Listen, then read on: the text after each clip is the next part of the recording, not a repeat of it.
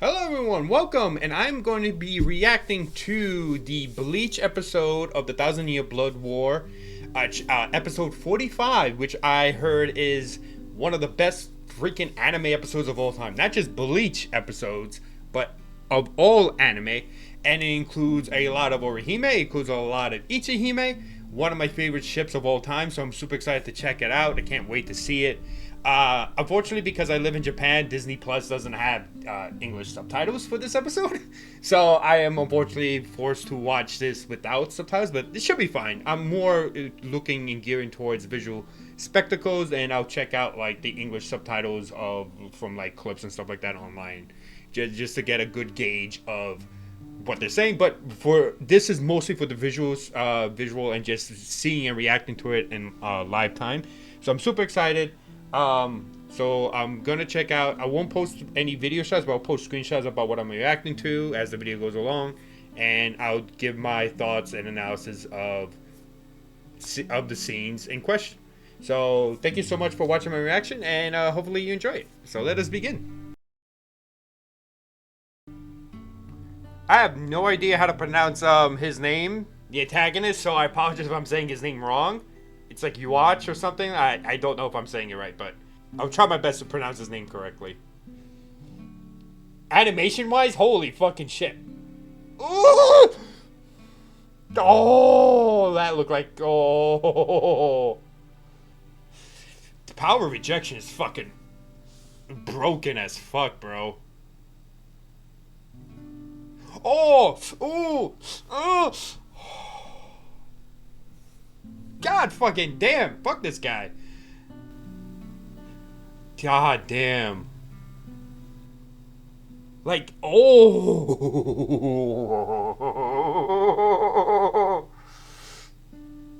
That fucking look on her face, man. Oh. Oh. Oh no. Oh god. Wow, the detail on Orihime's face is wild. Okay, that's good. That's good. Ichigo putting a hand on her, basically trying to calm her down. That's good. That actually is good. That's actually fucking good.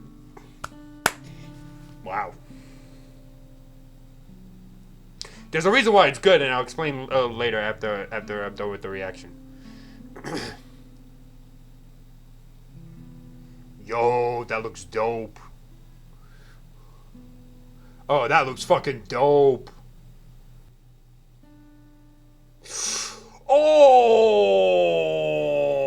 fuck. Oh, what the fuck? Oh, oh my god. God. Ooh. Oh my god. Oh, Orihime! Oh, she's approaching. Oh, I do not. Oh, no, not the fucking theme, ending song or whatever this is. Oh, that's a good shot. Wow, Ichigo looking at her as she dives in towards Yuach, whatever his name is. Wow. Oh, that's a good shot. Wow, Ichigo looking at her as she dives in towards Yuach, whatever his name is. Wow. Oh, that's a dope shot. Oh, that's fucking amazing shot. Her hair looks like petals. She's pushing against him. What the hell did she say? No, oh my. No, fuck. Don't do it like that. Fucking going black and white, like, and then vanishing. Wait, oh, where did it go? Oh,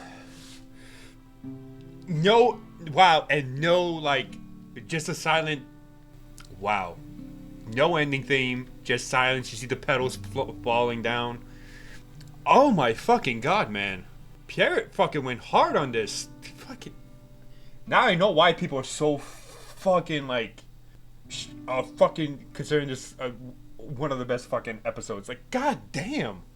The overall production for it is just fucking on another fucking level. Holy shit, they went hard as fuck.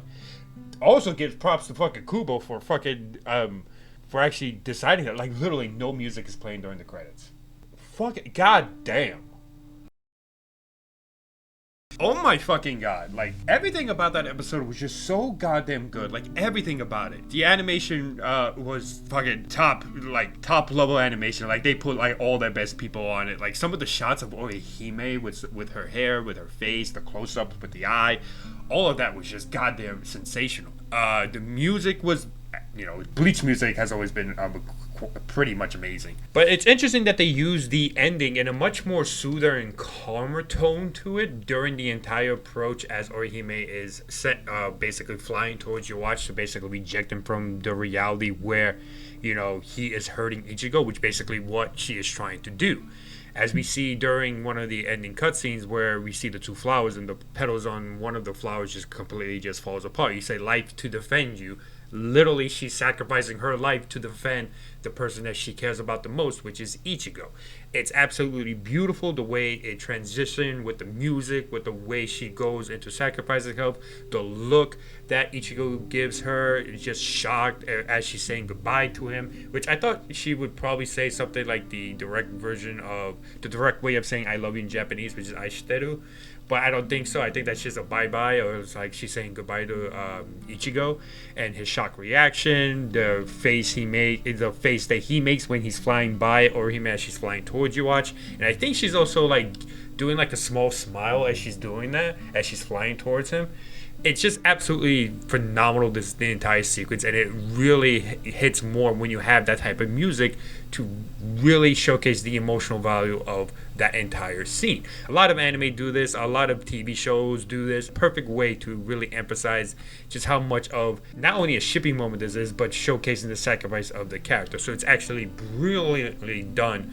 And then to end it with her basically telling Ichigo that she's saying goodbye, very reminiscent to when she was saying goodbye to Ichigo when she was leaving, not she was leaving, but she was kidnapped by the Arrancar when she was giving her last moment to say goodbye. Very similar aspect to that, but this time she's a lot more cheerful, a lot more happy about it because she was able to do something that she's been wanting to do, which was find a way to be useful to Ichigo, but find a way to basically protect him like she has been wanting to do. Which is why at the end it's called Life to Defend You. Basically, literally, it's a reference to all of that, to all her insecurities, and just ending the entire episode by going to the credits, just absolutely silent, to leave you feeling that emotional impact that entire sequence just gave you. Absolutely perfection. All the hidden messages and everything, all of that, just absolutely perfect. And well done by Studio Pierrot and TD Kubo, who clearly has learned a lot about romance and shows you just how much he's learned. The action scenes, just mind-blowing and just... But I'm here to talk about not only Orihime and just how fucking wonderful she was, but also Ichihime. Because there was a lot of Ichihime in there that, like... As an Ichihime shipper for a long time, since the series serialized back in 2001, I believe, I was just absolutely just floored by just how perfect it all was. How perfect that specific scenario is. There is moments when it comes to shipping, when especially in shonen battle manga like this, that a lot of authors do.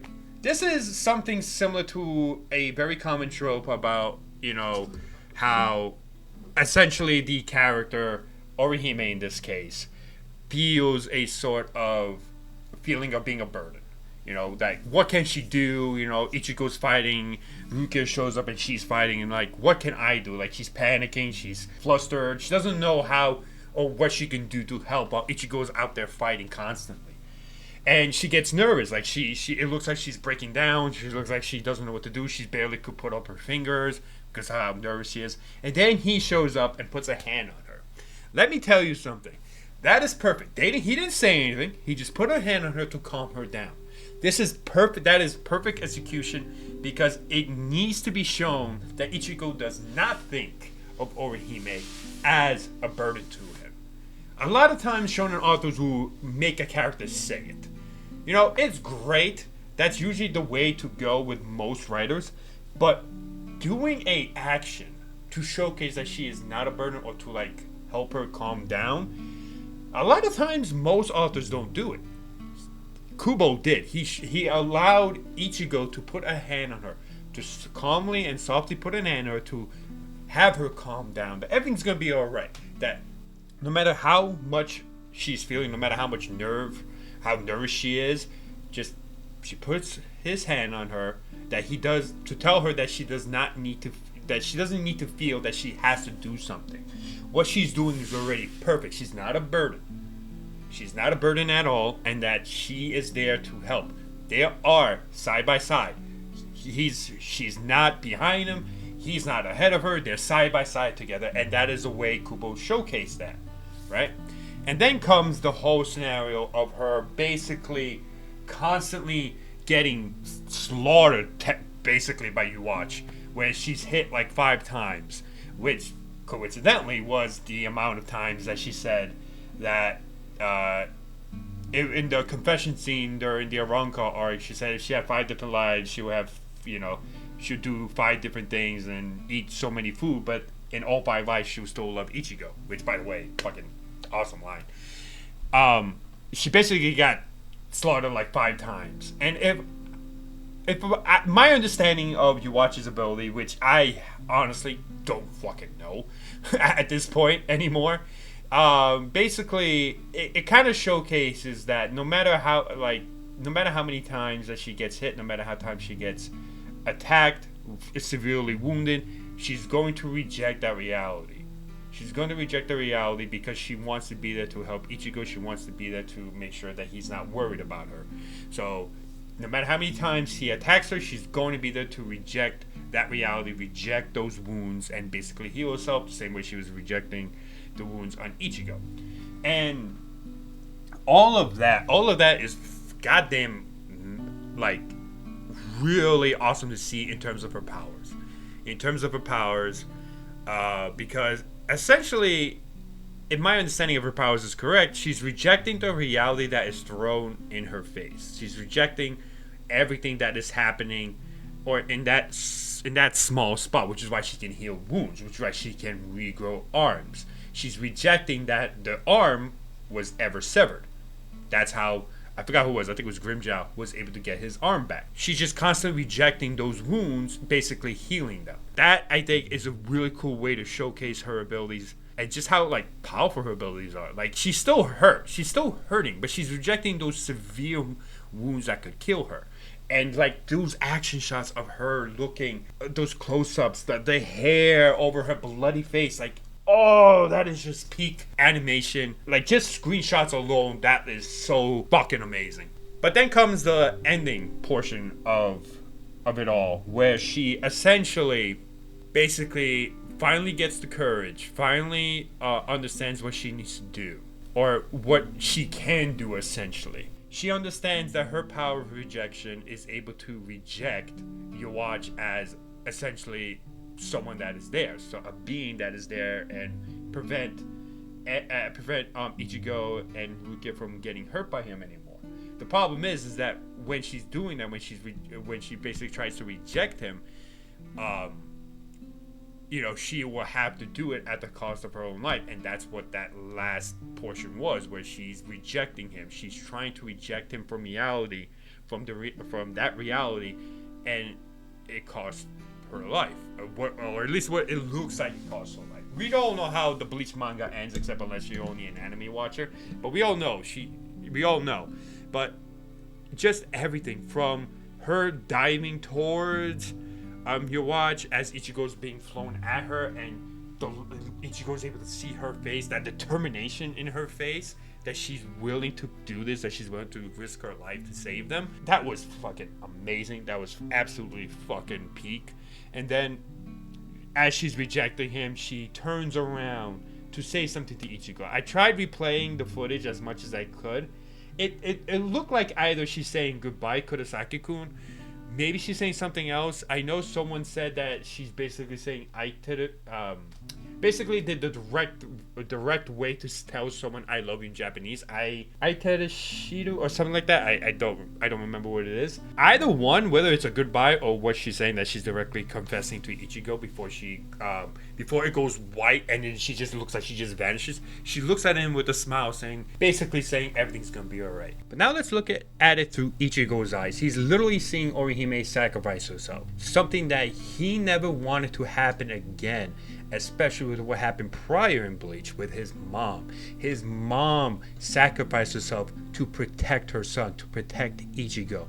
It was this event that traumatized Ichigo, right? It traumatized him to the point that he lost his bubbly personality. He no longer was that cheerful kid that Tatsuki remembered him as. Ever since his mom passing, he became a lot more, I wouldn't say stricter, but he became a lot more stoic, a lot more serious. And it's through this seriousness that he learned to fight, that he learned to defend himself, to get stronger, to not only protect his family, but the people he cared about. So that something similar never happens again, that he doesn't have to have someone sacrifice themselves. This is traumatic now because Orihime is the one doing that. Someone that he cares about a lot, someone that he considers his great friend. I don't know if at this point in time he actually had feelings for her.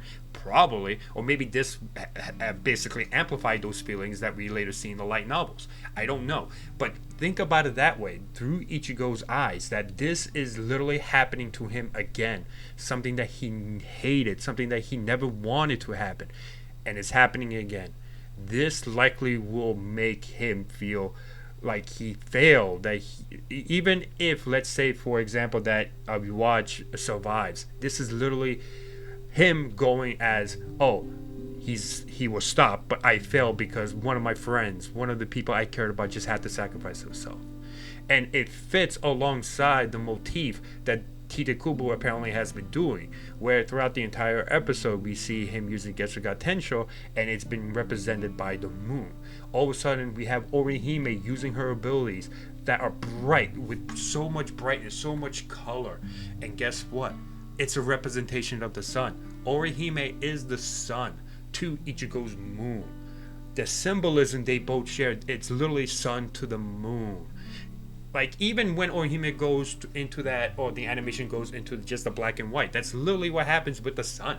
That white is literally probably, I don't know if I'm correct on this, so I apologize, but it's literally the brightness of the sun goes white. That's how bright the sun can get. And it's just absolutely a perfect representation of that. Perfect representation of the sun and moon to Ichigo and Orihime.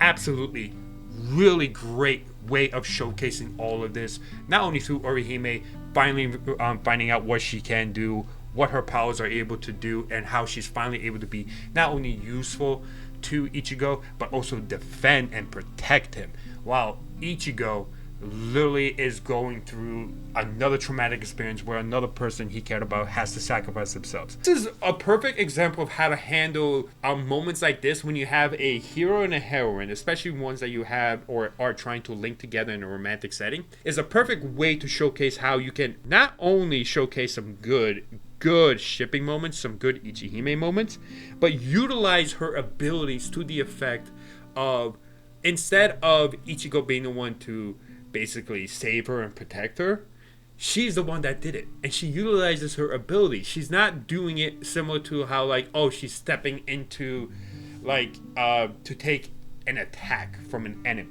which is a common trope, you know, that's something a lot of authors do, but she's stepping in and she's showcasing her and how strong her abilities are, showcasing just how strong she is. She's not just a heroine, she's not just there to, you know, be the female representative. You know, she's not just the good-looking character. No, she's there and showcasing just how strong she is, how much of a badass she is, and essentially look like she just defeated your watch in a goddamn awesome way. Unlikely so. But it's just a good way to do it. Such a good way to do it. You do not need just a heroine to go there, take a hit or block a hit, and then just get demolished by the bad guy. No, that's lame. The only thing that really helps is just, oh, it's a shipping moment. That's fucking fantastic. But you want the female character in that situation to do something. You know, don't just be a sacrificial lamb just for the main hero to all of a sudden unleash a hidden power that was underneath. You know, you don't always want that. You want the heroine to showcase her abilities and just how strong she is.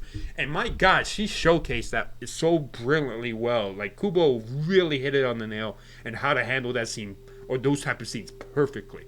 It's similar to how, I'll give you another good example of how to handle a good scene. Kidnap scenes, you know, damsel in distress scenes. You know, Kubo has done 2 of them throughout the history of Bleach. And both times he didn't really get it. Because when you do a damsel in distress scene, you don't want to just make it, oh, the hero saves the girl or the hero saves the heroine, whatever. Right? You don't always just want that. You want the female character to showcase that, yes, she's a damsel, but that doesn't mean she's not going to put up a fucking fight. You know, she's not just going to sit around and do nothing. She's going to put up a fucking fight. Oda from One Piece does this really well when he wrote Strong World, in that Nami puts up a fucking fight. She escapes, she puts up a fight, she tries her, to be the vanguard to try to prevent Shiki from accomplishing his master plan, and she did that. And she didn't wait. She didn't wait to get rescued. She asked to get rescued, but she didn't wait. She utilized her own talents to effectively do something to thwart Shiki's plan. That is a good example of how to handle like a damsel in distress, a kidnap scene. This is a good example of how to handle that trope, where instead of her just getting, hit and feigning or possibly getting killed in order to protect the person she likes or the person she loves, instead she uses her abilities to basically destroy the obstacle that is in front of the hero's way. In her own way, sacrificing herself by using her powers as well. That is perfect. That is the perfect way to fucking do that. And goddamn it, Kubo understood that. I'm glad Kubo learned, after all these years, Kubo learned about how to effectively handle those type of moments. That's why that entire sequence, why it feels so good. Why everything just makes everyone look good. Well, I know I'm not even going to go to that point. But like, it makes the 2 characters important in the ship itself look good. Because you have Ichigo calming her down, telling her she's not a burden, telling her that it's going to be okay, that you are side by side with me. You are not a burden. You're not behind me. I'm not in front of you. We're side by side and we're going to work together. I'm here for you. Let's do this. Perfect. Then, after it looks like, despite the fact that Ichigo looks like he unlocked a new power-up or whatever, it still wasn't enough. And Orihime, who was struggling to find out what she needed to do, finally decided, okay, this is what I need to do.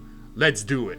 And she goes out and becomes a badass, uses her powers, utilizes her powers so well, and basically becomes what you need the heroine to be at that moment. Showcasing herself to be strong, saving the person that she liked in terms of shipping moments, and doing so in such a powerful way, a powerful message. The flower motif, I know about the flower motif simply because I saw a clip of her talking about how like that flower made her, basically reminded her of Ichigo. I forgot what the flower was called.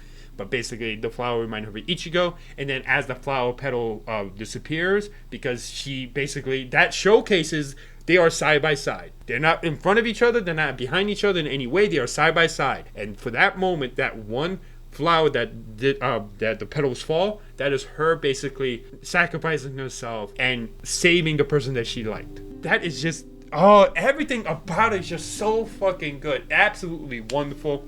Definitely a top tier episode. If you want to see how a shipping moment should be written in this aspect, definitely check out this episode. I highly recommend it. It's so fucking good. Everything from the animation to the music to the symbolisms, absolutely perfect. I don't know what else to say. It was so goddamn good. Orihime, one of the best shonen heroines of all time, and this episode proved it. It really fucking did. So definitely check it out, especially if you're Ichihime shipper. If you haven't seen it already, definitely check it out. But you probably have, because it is just so goddamn good. So let me know what you think in the comments below, if you agree, or maybe you add something else that I completely left out. Let me know in the comments. And I'm gonna rewatch it again because it's just so fucking good. So I'll talk to you guys next time. See you soon, and I'll see you guys real soon. I don't know why I said that twice. Bye bye.